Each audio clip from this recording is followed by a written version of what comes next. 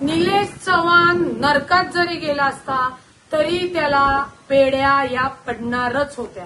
पिंपरी चिंचवड पोलिसांचं मी खरंच अभिनंदन करते, कारण का गेले 10 दिवस पोलिसांना तुरी देऊन पळणारा निलेश चव्हाणला अखेर बेड्या नेपाळमध्ये म्हणजे बॉर्डरवर, भारताच्या बॉर्डरवर बेड्या ठोकण्यात आल्या. मुळामध्ये नेपाळला जायला कोणता पासपोर्ट लागत नाही, व्हिसा लागत नाही. पासपोर्ट आणि इलेक्शन कार्डच्या आधारे हा जो शातीर निलेश चव्हाण आहे यांनी पळ काढला होता.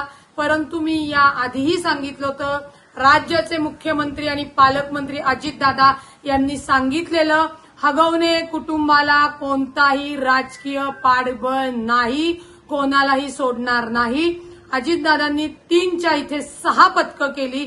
पहिल्यांदा राजेंद्र हगवणे आणि सुशील हगवणेच्या बेड्या घातल्या आणि त्याच्यानंतर या निलेश हगवणेला सुद्धा त्याच्यावर गुन्हा दाखल झाल्यानंतर नेपाळमध्ये अटक करण्यात आली.